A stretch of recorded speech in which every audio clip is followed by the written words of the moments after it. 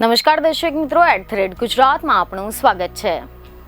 આદિવાસી સમુદાયના ડીજે રોકી સ્ટાર પર હવે દક્ષિણ ગુજરાતના આદિવાસી નેતાઓ વચ્ચે જ જંગ જામ્યો છે। જી હા, દક્ષિણ ગુજરાતમાં ભાજપ અને કોંગ્રેસ વચ્ચે હવે ડીજે રોકી સ્ટાર મામલે આમને સામને આવી ગયા છે। આમ આદમી પાર્ટીના ધારાસભ્ય ચેતર વસાવા અને ભાજપના સાંસદ ધવલ પટેલ સામસામે જોવા મળી રહ્યા છે। સમાચાર એવા મળી રહ્યા છે કે એક તરફ તો જ્યાં આમ આદમી પાર્ટીના નેતા ચેતર વસાવાએ તેમના સમુદાયના લોકપ્રિય ડીજે એવા રોકી સ્ટારને જાહેરમાં વધુ પૈસા લેવાના આરોપની સાથે બહિષ્કારની ચીમકી ઉચ્ચારી હતી, ત્યાં જ હવે બીજી તરફ વલસાડના સાંસદ ધવલ પટેલે ધારાસભ્ય ચેતર વસાવાને આ મામલે ચેતવણી આપી દીધી છે।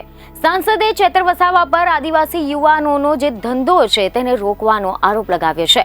મીડિયા રિપોર્ટ અનુસાર એવી માહિતી મળી રહી છે કે સાંસદ ધવલ પટેલે આ મામલે એવું નિવેદન આપ્યું છે કે ડીજે રોકી સ્ટાર એ ગુજરાતનો પ્રખ્યાત ડીજે છે અને સમગ્ર ગુજરાત અને મહારાષ્ટ્રમાં તેને ખૂબ જ નામ કર્યું છે।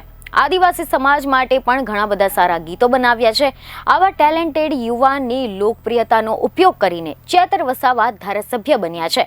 એ જ ધારાસભ્યએ 15મી નવેમ્બરે તેમની સભા દરમિયાન આ આદિવાસી યુવાનને ચેતવણી આપી છે કે તમે જે 1,20,000 રૂપિયા કે 1.5 લાખ રૂપિયા જે લો છો તે બંધ કરી દેજો, નહીં તો તમારો ધંધો બંધ થઈ જશે, તમારો બહિષ્કાર કરીશું। આ ડીજે સ્ટાર 45 યુવાનોનો બેન્ડમાં રોજગારી આપવાનું કામ કરે છે। ચેતર વસાવાએ ભરી સભામાં આ ડીજે રોકી પર આ પ્રકારની ધમકી આપી છે। તો આની સાથે જ એવા રિપોર્ટ મળી રહ્યા છે કે સાંસદ ધવલ પટેલે ચેતર વસાવાને આ પ્રવૃત્તિને વિરોધની રાજનીતિ ગણાવી છે। તેમણે કહ્યું છે કે ડીજે રોકી સ્ટાર જેવા જે યુવાનોને આપણે પ્રોત્સાહન આપવાની જરૂર છે, ત્યારે ધારાસભ્ય ચેતર વસાવા રોકવાવાળા કોણ છે?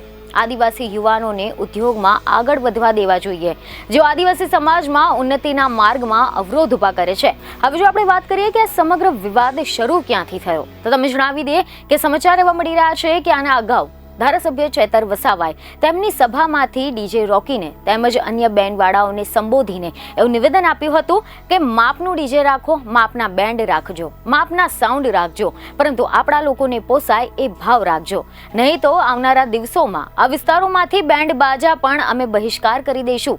તમે પણ જે 1.5 લાખ રૂપિયા વસૂલ કરો છો તે લેવાનું બંધ કરી દેજો, નહીં તો અમે આ તમારા વિરોધમાં ઉતરીશું। બીજને ખબરો સાથે ફરી મળીશું। ધન્યવાદ।